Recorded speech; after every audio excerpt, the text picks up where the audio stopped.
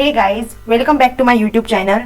This is Prajakta. In the previous video, I had told about the introduction, classification and isomerism of ether. In this video, I will tell you about the metamers of ether, isomers of ether and their types. Here metamers of ethers. What is meant by metamers of ether? Ether having the same molecular formula but different alkyl group attach on either side of oxygen atom are called metamers. देखिए metamers किसको बोलते हैं? Ethers जिसका molecular formula क्या है? Same है but having a different alkyl group attach on either side of oxygen atom. हमारा ether का जनरल रिप्रेजेंटेशन क्या है? ROR. जो ऑक्सीजन एटम है उसके दोनों बाजू में जो अल्किल ग्रुप अटैच है वो क्या होने चाहिए? डिफरेंट होने चाहिए. देखिए डेफिनेशन में लिखा है कि having same molecular formula but different alkyl group. जो हमारा ऑक्सीजन एटम है उसके दोनों बाजू में जो अल्किल ग्रुप है वो कैसे होने चाहिए? डिफरेंट होने चाहिए. हम उसको क्या बोलेंगे? Metamers of each other. फिर से एक बार डेफिनेशन देखते हैं. Ethers having same molecular formula but different alkyl group attach on either side of oxygen atom are called metamers of each other and this phenomenon is called the metamerism. इस phenomena को क्या बोलते हैं हम? Metamerism. एक example से समझते हैं. देखिए मेटामर्स ऑफ 2-methoxypropane. ये 2-methoxypropane का स्ट्रक्चर है. इसके मेटामर्स देखते हैं. ये स्ट्रक्चर देखिए 2-methoxypropane. देखिए कैसे इसका नाम लिखा गया है. ये क्या है? लॉन्गेस्ट चेन है. तो ये चेन सिलेक्ट करने के बाद इसका नाम कैसे आएगा? देखिए 1 2 3 ये नंबरिंग कर दी हमने. सेकंड कार्बन को ये मिथॉक्सी ग्रुप अटैच है तो ये सेकंड कार्बन का ये क्या हो गया? Methoxy, 2 methoxy. और ये 3 कार्बन वाला क्या है? प्रोपेन है. अब देखते हैं इसके मेटामर्स कैसे है. हमें क्या बोला गया था कि इसका मॉलिक्यूलर फॉर्मूला क्या रहना चाहिए? सेम रहना चाहिए. पर जो अल्काइल ग्रुप अटैच है वो ऑक्सीजन एटम के दोनों बाजू में डिफरेंट होने चाहिए. हमें सिर्फ इतना ध्यान देना है इसकी अरेंजमेंट करते समय कि जो मॉलिक्यूलर फॉर्मूला है वो सेम रहना चाहिए और अल्काइल ग्रुप डिफरेंट होने चाहिए. देखिए इसका मेटामर्स 2-methoxypropane का जो मेटामर्स बनाया गया है वो किस तरह से है? 1-methoxypropane. देखिए ऑक्सीजन एटम के बाजू में दोनों अल्काइल ग्रुप कैसे है? डिफरेंट है. और इसका मॉलिक्यूलर फॉर्मूला क्या है? एज जो हमारा एग्जाम्पल है उसके जैसा ही है बिल्कुल. आप गिन के देख सकते हो. कार्बन एटम, हाइड्रोजन एटम और ऑक्सीजन एटम सिमिलर है इस मेटामर में और ये एग्जाम्पल में. तो ये क्या हो गया? इसका नेम कैसे लिखा गया है? लॉन्गेस्ट वाली चेन ये सिलेक्ट की गई है 1 2 3 और फर्स्ट कार्बन को क्या? मिथॉक्सी ग्रुप अटैच है 1 मिथॉक्सी और ये 3 कार्बन वाला क्या है? प्रोपेन है. अभी इसका अनादर मेटामर्स बनाया गया है. देखिए यहाँ पर भी 4 कार्बन एटम है और ऑक्सीजन एटम के बाजू में 2 अल्काइल ग्रुप अटैच है. 2 अलग अलग अल्काइल ग्रुप अटैच है. ये क्या हो गए? 2-methoxypropane के क्या है? मेटामर्स है. 2-methoxypropane के 2 मेटामर्स बनाए गए हैं. एक क्या है? 1-methoxypropane और एक क्या है? Ethoxy ethane. अब देखते हैं टाइप्स ऑफ आइसोमेरिज्म. मैंने इसके प्रीवियस वाले वीडियो में आइसोमर्स के बारे में बताया था. आपने अगर वो वीडियो नहीं देखा है डिस्क्रिप्शन बॉक्स में जो लिंक दी है वहां जाके देख सकते हो. अब देखते हैं टाइप्स ऑफ आइसोमेरिज्म क्या है. यहाँ पे 2 टाइप्स दिए गए हैं. There are 2 types of isomerism of ether. आपके 12th स्टैंडर्ड का ये सिलेबस है. स्पेशली मैं ईथर पे वीडियो बना रही हूँ. इसमें आपको सारे आइसोमेरिज्म, नॉमेनक्लेचर सब कुछ मिल जाएगा. एक एक करके मैं वीडियो डालने वाली हूँ. तो आपको अगर मेरे वीडियोस देखने हैं ईथर के बारे में तो जल्दी से मेरे यूट्यूब चैनल को लाइक और सब्सक्राइब कर दीजिए. There are 2 types of isomerism in ether. एक क्या है? चेन आइसोमेरिज्म और दूसरा क्या है? Functional isomerism. देखते हैं चेन आइसोमेरिज्म क्या है. देखिए चेन आइसोमेरिज्म देखते हैं इसकी डेफिनेशन क्या है. The ethers having same alkyl groups on either side of an oxygen atom but different arrangement of carbon chain within the alkyl group are called chain isomer and this phenomenon is called chain isomerism. देखिए जो ethers है उसके दोनों बाजू में क्या? Same alkyl group होने चाहिए. किसके? ऑक्सीजन एटम के बाजू में. सिर्फ क्या होनी चाहिए, जो हमारे कार्बन एटम है उसकी अरेंजमेंट कैसी होनी चाहिए, डिफरेंट होनी चाहिए। हमारे जो अल्किल ग्रुप क्या है वो सेम रहेंगे, सिर्फ क्या जो कार्बन एटम है उसकी अरेंजमेंट क्या होगी, चेंज होगी। तो हम उसको क्या बोलेंगे, चेन आइसोमेरिज्म। और हमारा मॉलिक्यूलर फॉर्मूला तो सेम ही रहेगा। देखते हैं एक एग्जांपल के थ्रू कि ये कैसे समझ में आता है हमको।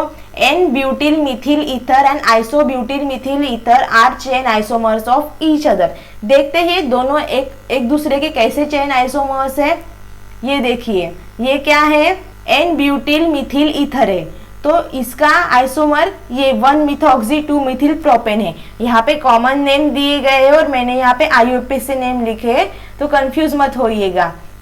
ये एक दूसरे के क्या है, चेन आइसोमर्स है। जैसे कि डेफिनेशन में बोला गया था कि हमारा जो ऑक्सीजन एटम है उसके दोनों बाजू में क्या डिफरेंट अल्काइल ग्रुप होंगे, या फिर कार्बन एटम है उसकी अरेंजमेंट क्या होगी, डिफरेंट होगी। हमारा मॉलिक्यूलर फॉर्मूला क्या होगा, सेम होगा। सिर्फ क्या होगी, जो कार्बन एटम है हमको उसकी क्या करनी है, अरेंजमेंट चेंज करनी है। और दोनों ही बाजू में, लेफ्ट साइड में हो या राइट साइड में, ग्रुप जो है अटैच होंगे वो same, number of carbon atom क्या रहने चाहिए, सेम रहने चाहिए। सिर्फ क्या चेंज होगा, जो अरेंजमेंट है कार्बन एटम की वो चेंज होगी, बाकी जो नंबर ऑफ कार्बन एटम है वो सेम रहेंगे। देखिए लेफ्ट साइड में देख सकते हो, इस वाले एग्जाम्पल में यहाँ पे क्या 4 कार्बन एटम है, और ये वाले एग्जाम्पल में भी क्या है, 4 कार्बन एटम है। हमने क्या किया है, ये स्ट्रेट चेन रखी है और यहाँ पे ब्रांचिंग की है, जो अकॉर्डिंग टू अवर डेफिनेशन हमने क्या किया है, अरेंजमेंट कार्बन एटम की चेंज की है। ये क्या है, स्ट्रेट चेन है और यहाँ पे ब्रांचिंग की गए है। ये किसका स्ट्रक्चर है, एन ब्यूटिल मिथिल ईथर। इसका IUPAC नेम कैसे लिखा गया है, देखो ये लॉन्गेस्ट चेन है, फर्स्ट वाले कार्बन को मिथॉक्सी है, 1 मिथॉक्सी, और 4 कार्बन वाला ब्यूटेन। इसका देखिए, इसका कॉमन नेम क्या है, आइसो ब्यूटिल मिथिल ईथर है। ये इसका देखिए IUPAC नेम कैसे लिया गया है, एक तो स्ट्रेट चेन सिलेक्ट करेंगे या ऐसी चेन सिलेक्ट करेंगे, नंबरिंग ऐसे करेंगे जो ऑक्सीजन एटम है उस वो वाले कंटेनिंग कार्बन को क्या लिस्ट नंबर आने चाहिए, 1 2 3। अब देखते हैं कि इसका IUPAC नेम कैसे लिखते हैं।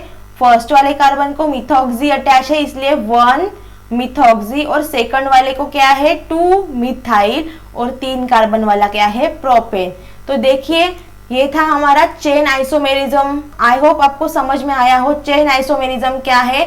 हमारा जो ईथर है उसका मॉलिक्यूलर फॉर्मूला क्या सेम रहेगा, सिर्फ क्या करना है, जो ऑक्सीजन एटम के बाजू में जो कार्बन एटम अटैच है वो क्या होने चाहिए, सेम होने चाहिए। अगर लेफ्ट साइड में 4 है तो 4 ही होने चाहिए, और राइट साइड में 1 है तो 1 ही होने चाहिए।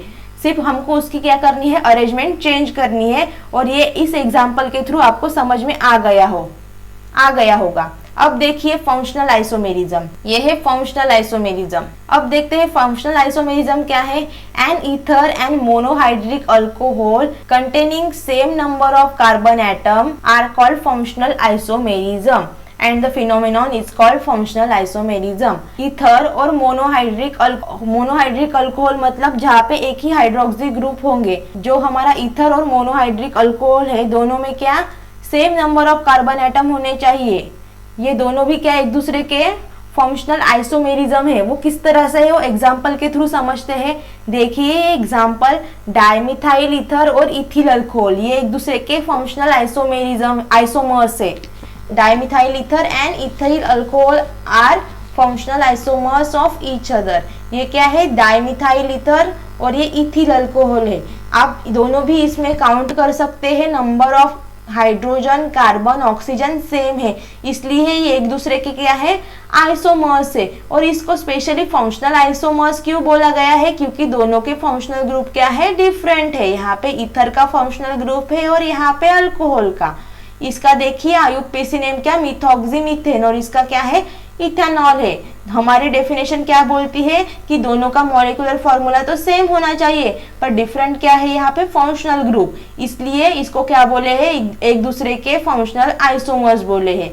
अब देखते हैं आपके टेक्स्ट बुक में कुछ क्वेश्चन दिए हैं 12th के, वो देखते हैं। देखिए question, how many isomeric compound can be represented by the formula C4H9O।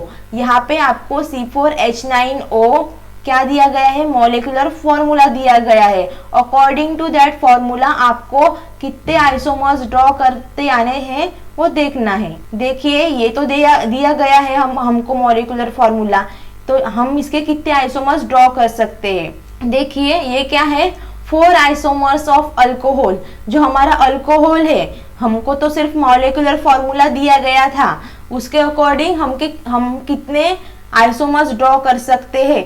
4 isomers of alcohol and 3 isomers of ether बनाएंगे हम। देखिए 4 आइसोमर्स ऑफ अल्कोहल कैसे बनते हैं। 4 आइसोमर्स ऑफ अल्कोहल मतलब हमको सिर्फ कार्बन एटम की अरेंजमेंट चेंज करते जानी है और हाइड्रोक्सी ग्रुप लगाते जाना है। देखिए एक पहला आइसोमर बनाया गया है एन ब्यूटेनॉल, ठीक है, एन ब्यूटिल अल्कोहल बोल सकते हैं या ब्यूटेन 1 ऑल। यहाँ पे देखिए फिर से 4 कार्बन एटम है। ये क्या स्ट्रक्चर बन गया, 2 मिथिल प्रोपेन 1 ऑल।